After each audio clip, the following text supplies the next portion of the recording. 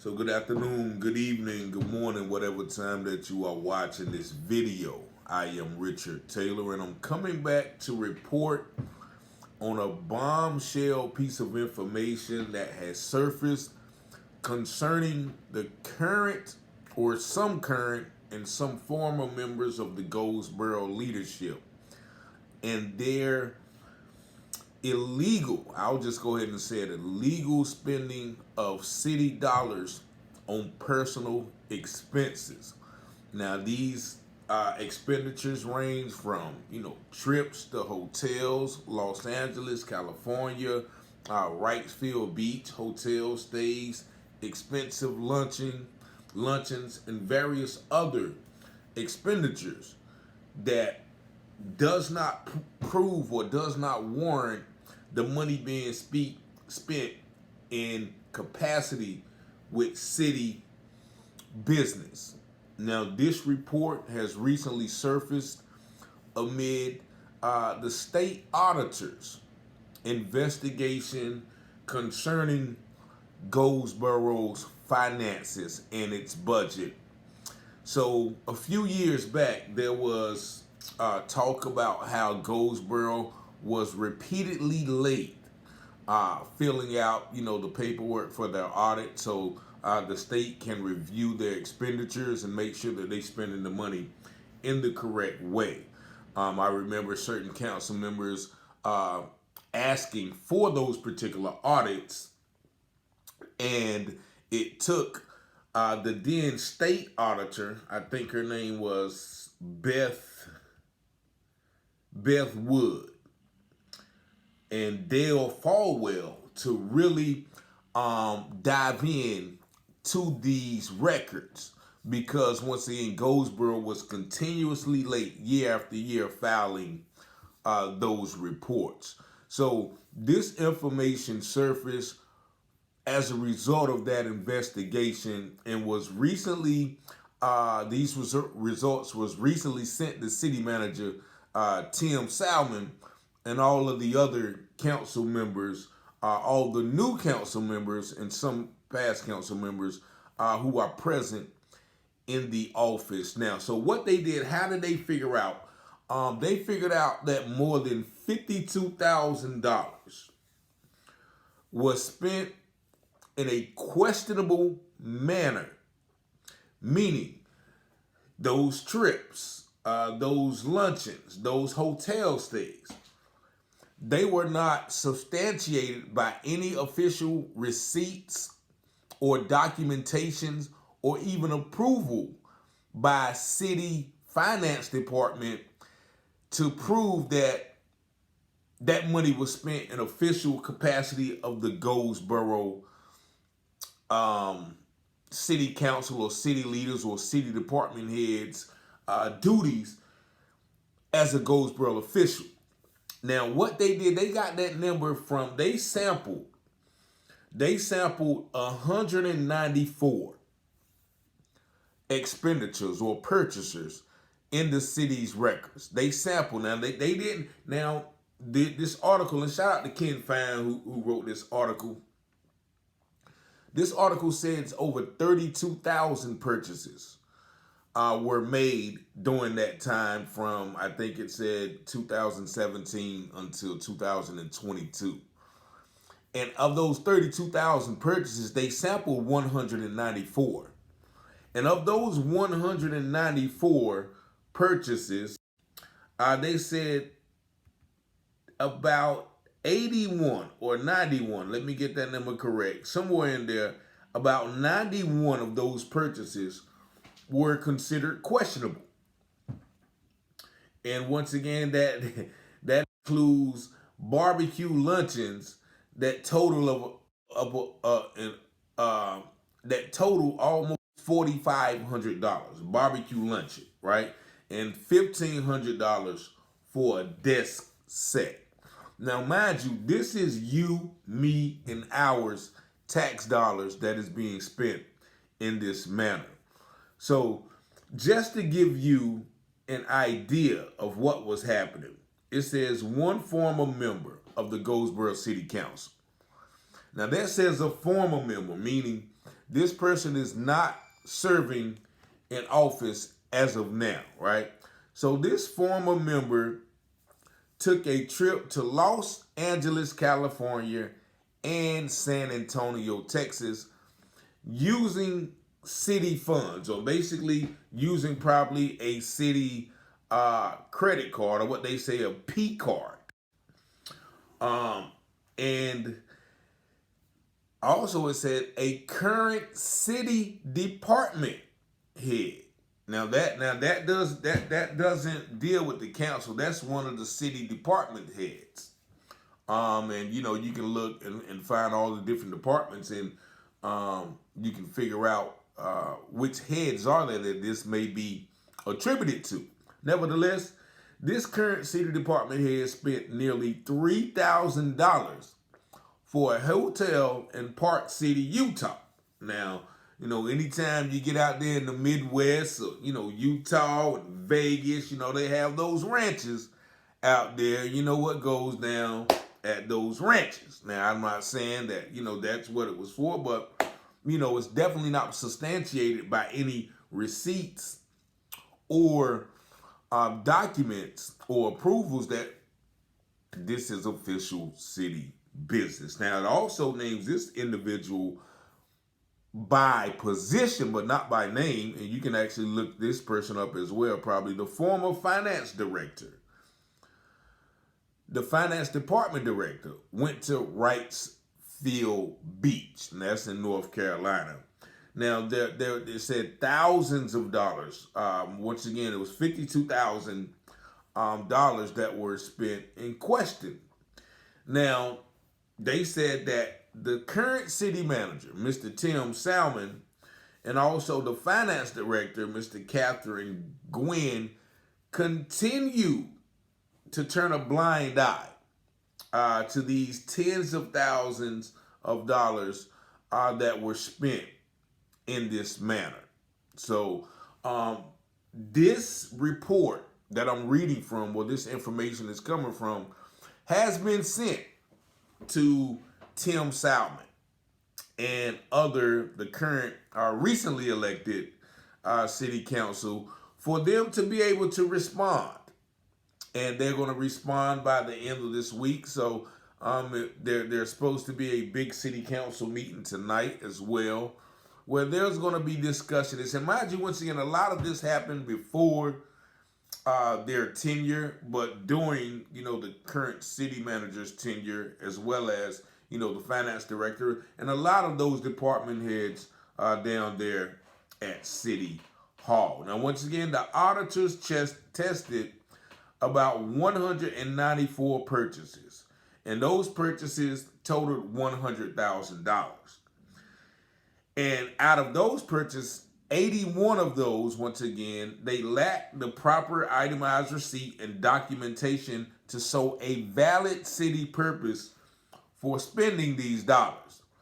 Now, if they tested $100,000 of purchases and found that over half of them seem to be fraudulent or at best questionable, then what if they dive into the entire 32,000 purchases, which total up, I think they said, $4.6 million. If half of those purchases were found to be questionable, then one would have to assume, by using, the law of averages, that the rest of those purchases would probably be halfway fraudulent, which means there's a possibility that, $2.2 million in city funds have been used in a manner that is not equitable or even legal. And just let me go once again. Let me just dive deeper into these purchases. They said $2,166 was spent on a hotel, airfare, food, and transportation by an unidentified former city council member in Los Angeles, California, and San Antonio, Texas. Now, once again, people know who that unidentified person is. You know, everybody knows. You can look back and see which council members went to Los Angeles and San Antonio and had access to the cards that would allow them to spend this money. Also, $2,779 was spent in a hotel in Park City, Utah, by an unidentified current city department head. Unidentified. Everybody knows in that circle who went to Wrightsville Beach, and who had, who has access to the money. Also, almost $1,300 was spent at a hotel. Excuse me, in Wrightsville Beach by the former city finance director, and more than a dozen purchases lacked itemized receipts, documentation supporting a valid city purpose. $542 for a stay at Blockade Runner Beach Resort in Wrightsville Beach. So they're visiting Wrightsville Beach a lot. Also, $1,500 for a stay at the Hotel Ballast in downtown Wilmington, North Carolina, and $2,082 for a barbecue luncheon. Once again, I don't know how many people were at that luncheon.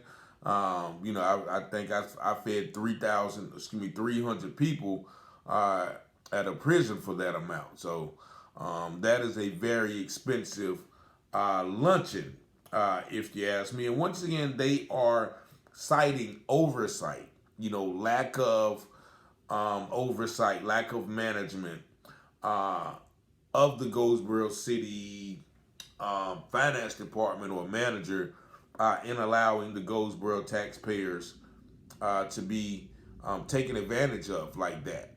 That they're spending money that could be used once again to fix sidewalks. Some of the most mundane. To fix. Well, I don't know. Now that's the county, but to fix certain things that put street lights up in dark or crime-ridden areas, like all of those things. But here we have a total of $52,211 being spent.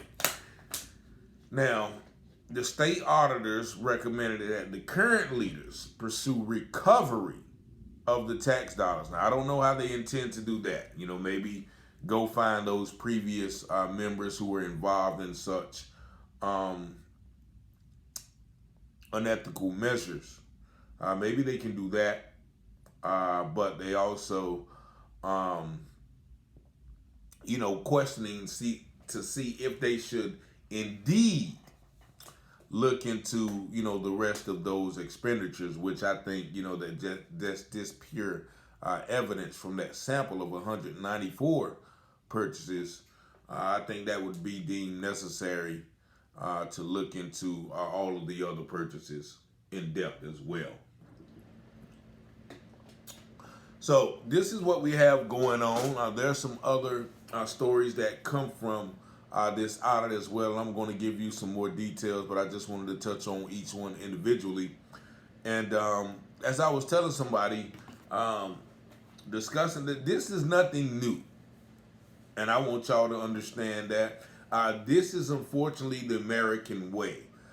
From the White House to Congress to state legislators, some, now I'm not saying all, because I know there are people who get in politics for the right reason, but some people get in politics for just this reason, to take advantage of the access to tax dollars and also use and abuse their position as city or governmental leaders to enjoy lavish personal lifestyles.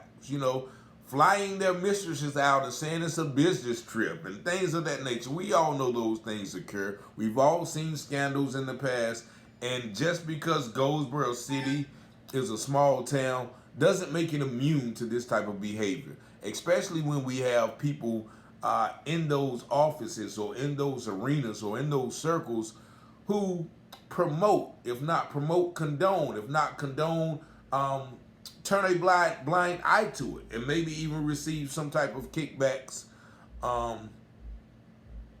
themselves. Like we also you also the video also saw the video. I'm pretty sure about the current school board member who has a son who has secured several $1,000s in landscaping contracts from schools that are in his father's school districts.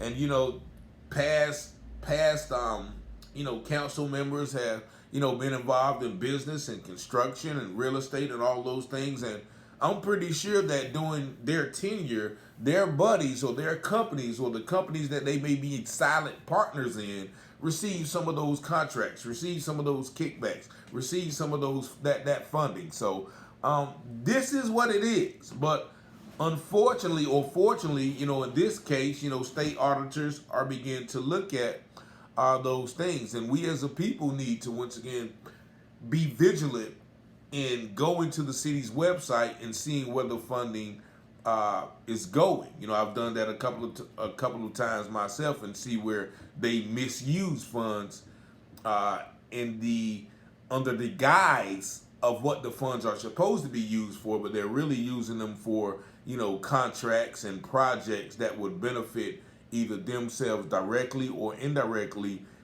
through shell companies and silent companies that they may be invested in. So, shout out once again to Ken Fine and the Old North for bringing this and some more stories to action. I'm going to be speaking on those probably later on in the week. But once again, you tell me what you know. 919-587-7782. If anything that I've said that you want to add to, put it in the comments. Or, if you have any other information about any other stories, feel free to call me, 919-587-7782. Peace and blessings. Y'all have a good day.